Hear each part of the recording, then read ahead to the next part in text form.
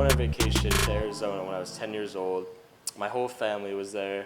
We had a great time. We saw the Grand Canyon. We went to Phoenix, Scottsdale. We went hiking a lot. Until one day when we went hiking, it was the last day we were there. It was me, my parents, my sister, my brother, and we were walking through a really desolate mountain area around Phoenix area.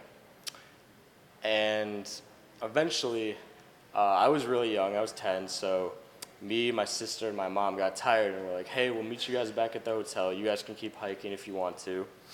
And so we went back and we were hanging out at the hotel, swimming for a few hours.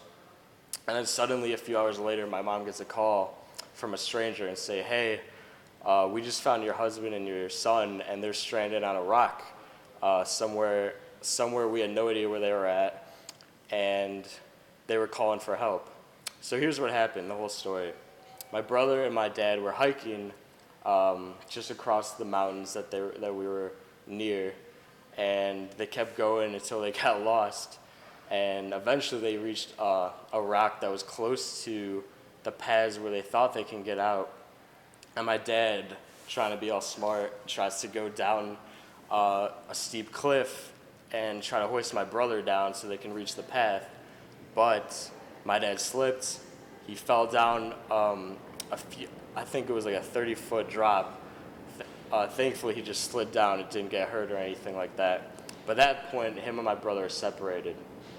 So they're there for a few hours, actually, until someone thankfully comes along and actually sees them from a distance, and that's when we got the call. And since I was so young, I was 10 years old, that really scared me because they could have never been found and they could have been hurt. So many things could have happened, but luckily someone was there to find them. And I just remember being scared, nearly crying, hugging my mom. And it was just a traumatic experience, but thank God someone found them. And they had to call a helicopter to come and hoist them out of the canyon area.